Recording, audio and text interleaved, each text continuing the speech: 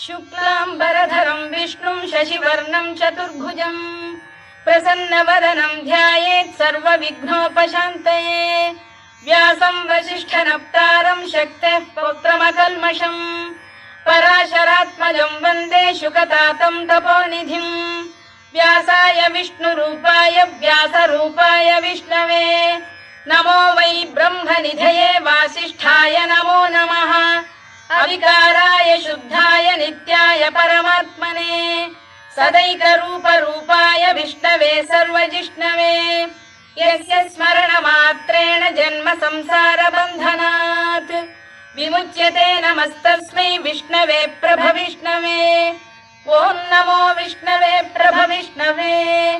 श्रीवैशम्पायन उवाच श्रुत्वा धर्मानशेषेण पावनानि च सर्वशः युधिष्ठिरः शान्तनवं पुनरेवाभ्यभाषत। युधिष्ठिर उवाच किमेकं दैवतं लोके किं वाप्येकं परायणम् स्तुवन्तः कङ्कमर्चन्तः प्राप्नुयुर्मानवा शुभम्। को धर्मः सर्वधर्माणां भवतः परमो मतः किं जपन्मुच्यते जन्तुर्जन्म संसारबन्धनात्। श्रीभीष्म उवाच जगत्प्रभुं देवदेवमनन्तं पुरुषोत्तमम् स्तुवन्नाम सहस्रेण पुरुषः सततोत्थितः तमेव चार्चयन् नित्यं भक्त्या पुरुषमव्ययम् ध्यायन् स्तुवन् नमस्यं च यजमानस्तमेव च अनादिनिधनं विष्णुं सर्वलोकमहेश्वरम् लोकाध्यक्षं स्तुवन् नित्यं सर्वदुःखातिगो भवेत्। ब्रह्मण्यं सर्वधर्मज्ञं लोकानां कीर्तिवर्धनम् लोकनाथं महद्भूतं सर्वभूतभवोद्भवम् एष मे सर्वधर्माणां धर्मोऽधिकतमो मतः यद्भक्त्या पुण्डरीकाक्षं स्तवैरच्चेन्नरः सदा। परमं यो महत्तेजः परमं यो महत्तपः परमं यो महद्ब्रह्म परमं यः परायणम्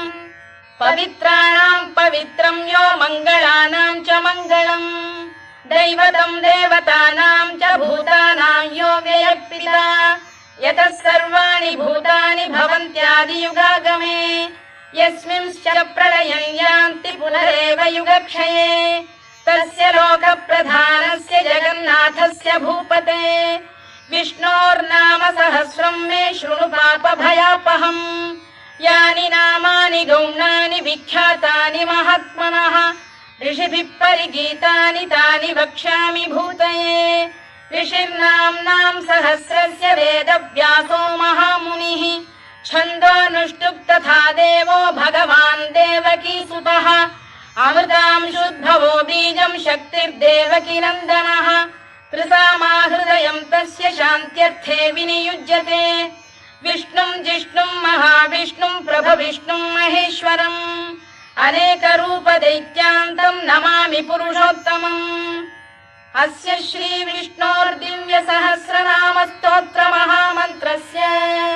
श्रीवेदव्यासो भगवान् ऋषिः अनुष्टुप्-छन्दः श्रीमहाविष्णुः परमात्मा श्रीमन्नारायणो देवता अमृतांशोद्भवो भानुरिति बीजम् देवकीनन्दन श्रेष्ठेति शक्तिः उद्भवः क्षोभणो देव इति परमो मन्त्रः शङ्खबृन्नन्दकी चक्रीति कीलकम् शार्ङ्गधन्वा गदाधर इत्यस्त्रम् रथाङ्गपाणिरक्षोभ्य इति नेत्रम् त्रिसामा सामरः सामेति कवचम् आनन्दं परब्रह्मेति योनिः ऋतुः सुदर्शनकार इति दिग्बन्धः श्रीविश्वरूप इति ध्यानम् श्रीमहाविष्णुप्रीत्यर्थे सहस्रनाम जपे विनियोगः। ध्यानम् क्षीरोदन्वत्प्रदेशे शुचिमणिविलसत्सैकते मौक्तिकानाम् मालाक्लुप्तासनस्थस्फटिकमणिनिभैर्मौक्तिकैर्मण्डिताङ्गः शुभ्रैरभ्रैरदभ्रैरुपरि विरचितैर्मुक्तपीयूषवर्षैः आनन्दीनः पुनीयादरिनलिन गदा शङ्खपाणिर्मुकुन्दः भूः पादौ यस्य नाभिर्वियदसुरनिलश्चन्द्रसूर्यौ च नेत्रे कर्णावाशा शिरोद्यौर्मुखमपि दहनो यस्य वास्तेयमब्धिः अन्तस्थं यस्य विश्वं सुरनरखगो भोगि गन्धर्व दैत्यैः चित्रं रम्यते तं त्रिभुवन वपुषं विष्णुमीशं नमामि। ॐ नमो भगवते वासुदेवाय। शान्ताकारं भुजगशयनं पद्मनाभं सुरेशं विश्वाधारं गगनसदृशं मेघवर्णं शुभाङ्गम् लक्ष्मीकान्तं कमलनयनं योगिधृध्यानगम्यं वन्दे विष्णुं भवभयहरं सर्वलोकैकनाथम् मेघश्यामं पीतकौशेयवासं श्रीवत्साङ्कं कौस्तुभोद्भासिताङ्गम् पुण्योपेतं पुण्डरीकायताक्षं विष्णुं वन्दे सर्वलोकैकनाथम् नमः समस्तभूतानामादिभूताय भूभृते अनेकरूपरूपाय विष्णवे प्रभविष्णवे सशङ्खचक्रं सकिरीटकुण्डलं सपीतवस्त्रं सरसीरुहेक्षणं सहारवक्षस्थलशोभिकौस्तुभं नमामि विष्णुं शिरसा चतुर्भुजम् छायायां पारिजातस्य हेमसिंहासनोपरि आसीनमम्बुदश्याममायताक्षमलङ्कृतम् चन्द्राननं चतुर्बाहुं श्रीवत्साङ्कितवक्षसम् रुक्मिणी सत्यभामाभ्यां सहितं कृष्णमाश्रये।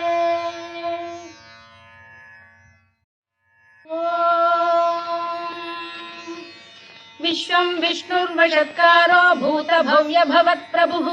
भूतभृद्भावो भूतात्मा भूतभावनः भूतात्मा परमात्मा च मुक्तानां परमागतिः अव्ययः पुरुषः साक्षी क्षेत्रज्ञोऽक्षर एव च योगो योगविदां नेता प्रधानपुरुषेश्वरः नारसिंहवपुः श्रीमान् केशवः पुरुषोत्तमः सर्वः शर्व शिवस्थाणुर्भूतादिर्निधिरव्ययः सम्भवो भावनो भर्ता प्रभवः प्रभुरीश्वरः स्वयंभूः शम्भुरादित्यः पुष्कराक्षो महास्वनः अनादिनिधनो धाता विधाता धातुरुत्तमः अप्रमेयो ऋषिकेशः पद्मनाभोऽमरप्रभुः विश्वकर्मा मनुस्पष्टा स्थविष्ठस्थविरो ध्रुवः अग्राह्यः शाश्वतः कृष्णो लोहिताक्षप्रदर्दनः प्रभूतस्त्रिककुब्धाम पवित्रं मङ्गलं परम् ईशान प्राणद प्राणो ज्येष्ठः श्रेष्ठः प्रजापतिः हिरण्यगर्भो भूगर्भो माधवो मधुसूदनः ईश्वरो विक्रमी धन्वी मेधावी विक्रमक्रमः अनुत्तमो दुराधर्षः कृतज्ञः कृतिरात्मवान् सुरेशः शरणं शर्म विश्वरेताः प्रजाभवः अघः संवत्सरो व्यालः प्रत्ययः सर्वदर्शनः अजः सर्वेश्वरः सिद्धः सिद्धिः सर्वादिरच्युतः वृषाकपिरमेयात्मा सर्वयोगविनिसृतः वसुर्वसुमनः सत्यः समात्मा संमितः समः अमोघः पुण्डरीकाक्षो वृषकर्मा वृषाकृतिः रुद्रो बहुशिरा बभ्रुर्विश्वयोनिश्चुचिश्रवाः अमृतः शाश्वतस्थाणुर्वरारोहो महातपाः सर्वगः सर्वविद्भानुर्विश्वक्सेनो जनार्दनः वेदो वेदविरव्यङ्गो वेदाङ्गो वेदवित्कविः लोकाध्यक्षः सुराध्यक्षो धर्माध्यक्षः कृताकृतः चतुरात्मा चतुर्व्यूहश्चतुर्दंष्टश्चतुर्भुजः भ्राजिष्णुर्भोजनं भोक्ता सहिष्णुर्जगदादिजः अनघो विजयो जेता विश्वयोनिः पुनर्वसुः उपेन्द्रो वामनः प्रांशुरमोघः शुचिरूर्जितः अतीन्द्रः सङ्ग्रहः सर्गो धृतात्मा नियमो यमः वेद्यो वैद्यः सदा योगी वीरः माधवो मधुः अतीन्द्रियो महामायो महोत्साहो महाबलः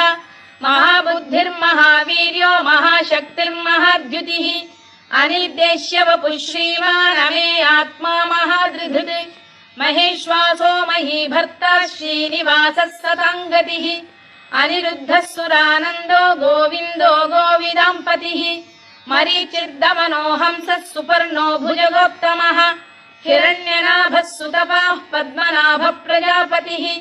अमृत्युः सर्वदृक्सिंहः सन्धाता सन्धिमान् स्थिरः अजो दुर्मर्षणः शास्ता विश्रुतात्मा सुरारिः गुरुर्गुरुतमो धाम सत्यः सत्यपराक्रमः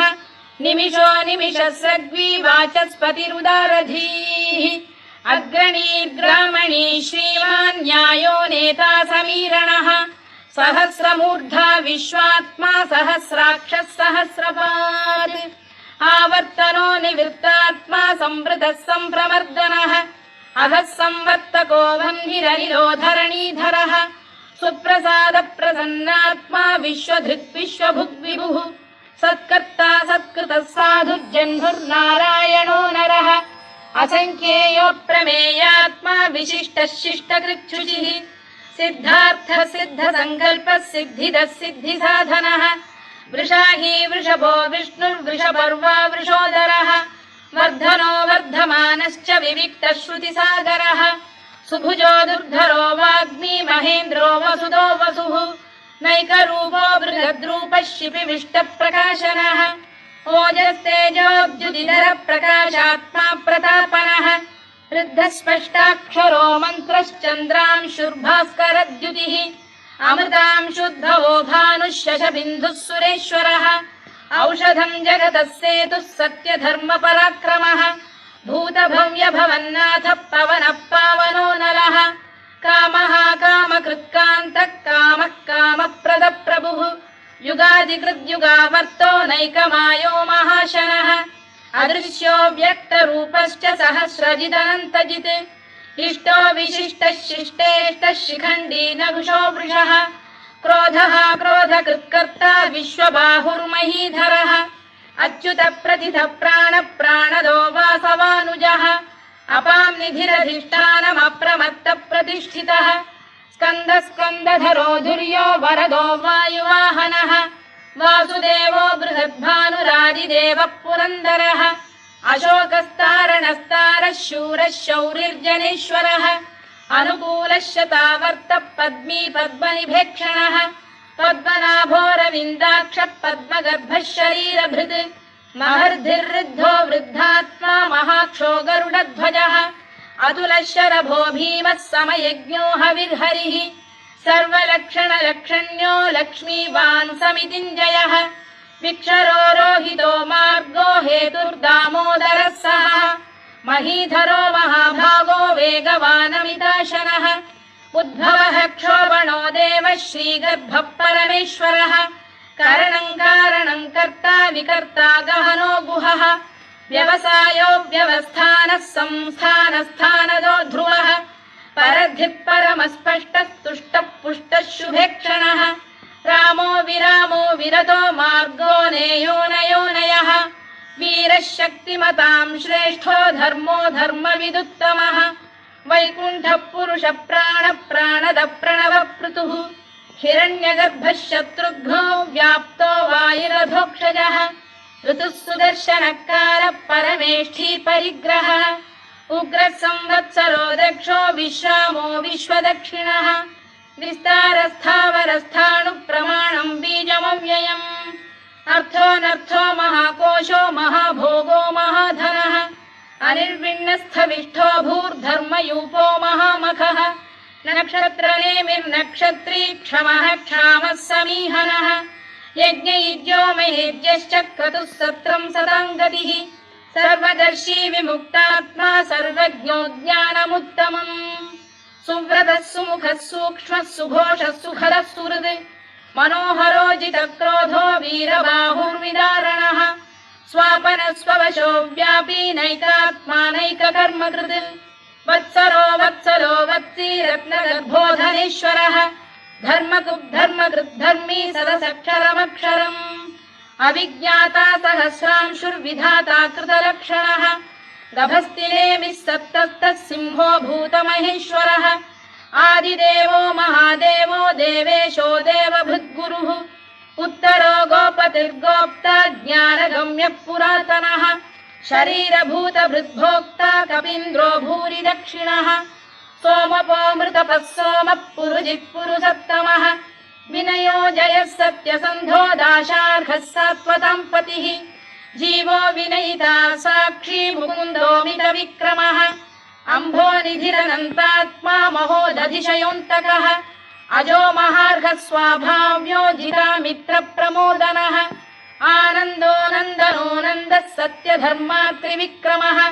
महर्षिः कपिलाचार्यः कृतज्ञो मेदिनीपतिः त्रिपदस्त्रिदशाध्यक्षो महाशृङ्गकृतान्तकृत् महावराहो गोविन्दः सुषेणः कनकाङ्गनी गुह्यो गभीरो गहनो गुप्तश्चक्रगदाधरः मेधास्वाङ्गो जितकृष्णो दृढः सङ्कर्षणोच्युतः वरुणो वारुणो वृक्षः पुष्कराक्षो महामनाः भगवान् भगहानन्दी वनमाली हलायुधः आदित्यो ज्योतिरादित्यः सहिष्णुर्गतिसत्तमः सुधन्वाखण्ड परशुर्दारुणो द्रविणप्रदः दिवस्पृक् सर्वदृग्व्यासो वाचस्पतिरयो निजः त्रिसामासामगः साम निर्वाणम् भेषजम् भिषज सन्न्यासकृच्छमशान्तो निष्ठा शान्तिः परायणम् शुभाङ्गः शान्तिदः स्रष्टा कुमुदः कुवलेशयः गोहितो गोपतिर्गोप्ता वृषभाक्षो वृषप्रियः अनिवर्ती निवृत्तात्मा संक्षेप्ताक्षेमकृत् शिवः श्रीवत्सवक्षः श्रीवासः श्रीपतिः श्रीमताम्बरः श्रीधः श्रीशः श्रीनिवासः श्रीनिधिः श्रीविभावनः श्रीधर श्रीकर श्रेयः श्रीमान् लोकत्रयाश्रयः स्वक्षः स्वङ्गः शतानन्दो नन्दिर्ज्योतिर्गणेश्वरः विजितात्मा विधेयात्मा सत्कीर्तिश्चिन्न संशयः उदीर्णः सर्वतश्चक्षुरनीशः शाश्वतः स्थिरः भूषयो भूषणो भूतिर्विशोकः शोकनाशनः अर्चिष्मानर्चितः कुम्भो विशुद्धात्मा विशोधनः अनिरुद्धो प्रतिरथ प्रद्युम्नो मितविक्रमः कालनेमिनिः वीरः शौरिः शूरजनेश्वरः त्रिलोकात्मा त्रिलोकेशः केशवः केशिहा हरिः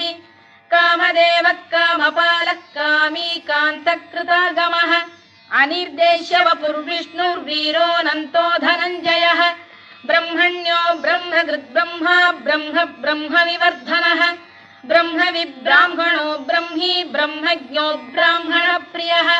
महाकमो महाकर्मा महातेजा महोरगः महाक्रतुर्महायज्वा महायज्ञो महाहविः स्तव्यस्तव प्रियस्तोत्रम् स्तुतिस्तोतारणप्रियः पूर्णः पूरयिता पुण्यः पुण्यकीर्तिरनामयः मनोजवस्तीर्थकरो वसुरेता वसुप्रदः वसुप्रदो वासुदेवो वसुर्वसुमनाहविः सद्गतिः सत्कृतिः सत्ता सद्भूतिः सत्परायणः शूरसेनो यदुश्रेष्ठः सन्निवासः सुयामुनः भूतावासो वासुदेवः सर्वासु निलयो नलः दर्पः दर्पदो दृप्तो दुर्धरोऽथा पराजितः विश्वमूर्तिर्महामूर्तिर्दीप्तमूर्तिरमूर्तिमान् अनेकमूर्तिरव्यक्तः शतमूर्तिः शताननः एकोनैकः स वक्र किं यत्तत्पदमनुत्तमम् लोकबन्धुर्लोकनाथो माधवो भक्तवत्सलः सुवर्णवर्णो हेमाङ्गो वराङ्गश्चन्दनाङ्गदी वीरः विषमः शून्यो घृताशीरचरश्चरः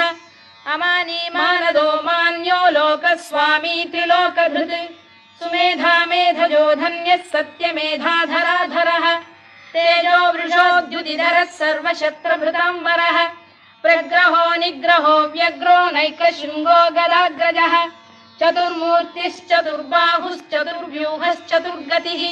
चतुरात्मा चतुर्भावश्चतुर्वेदविदेकपात् समावर्तो निवृत्तात्मा दुर्जयो दुरतिक्रमः दुर्लभो दुर्गमो दुर्गो दुरावासो दुरारिः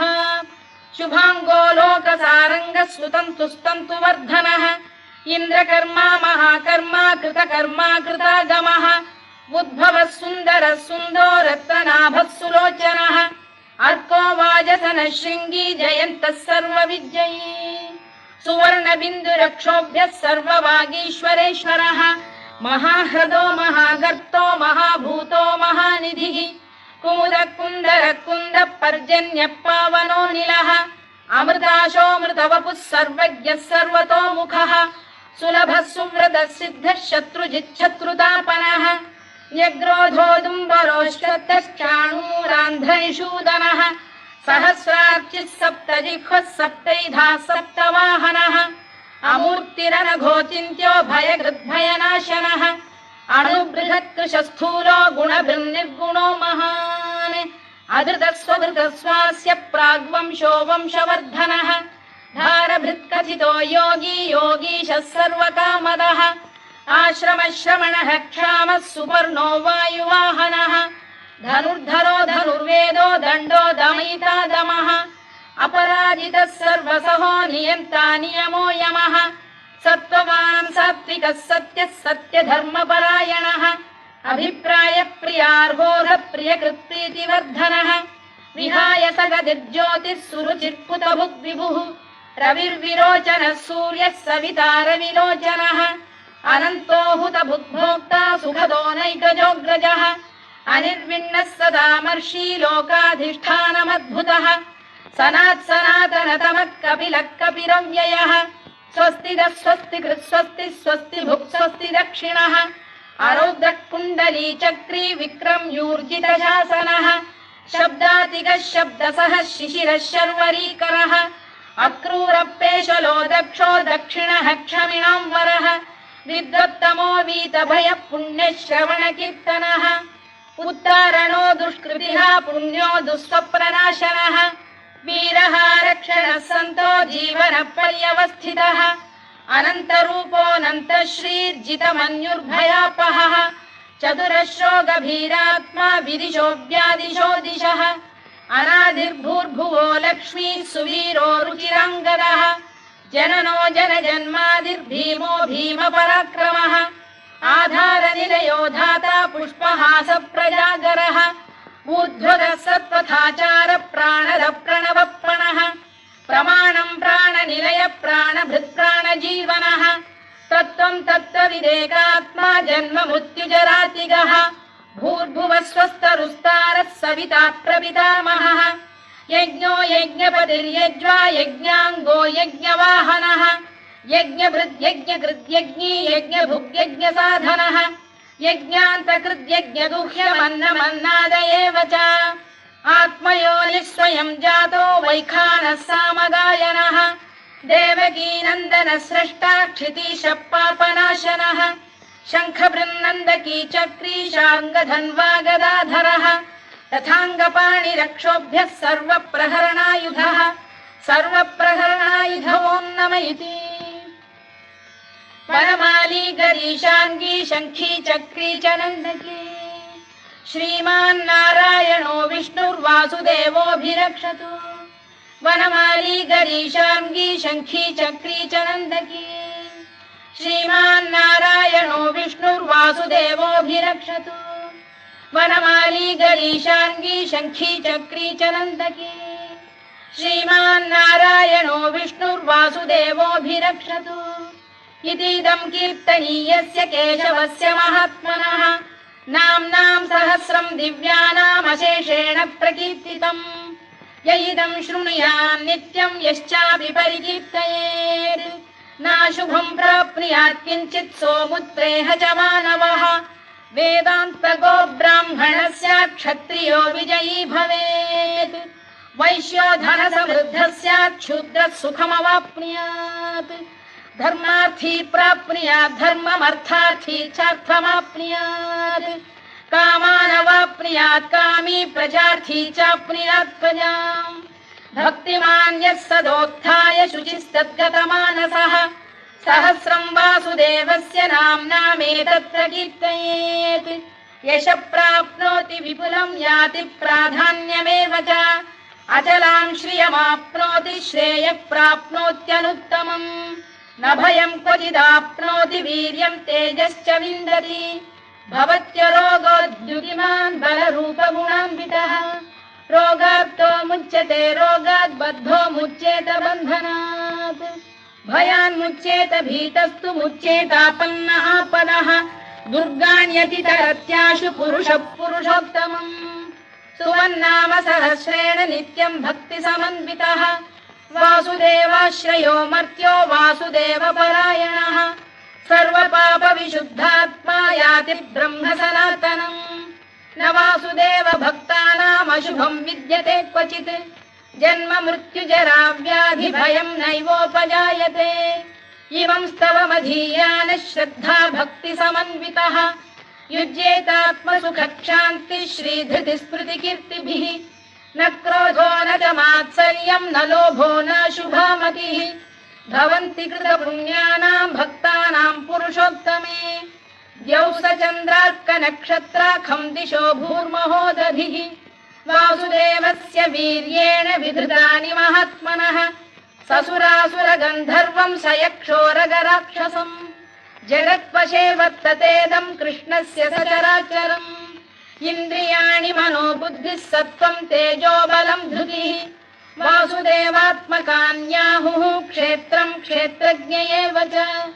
सर्वागमानामाचार प्रथमं परिकल्पते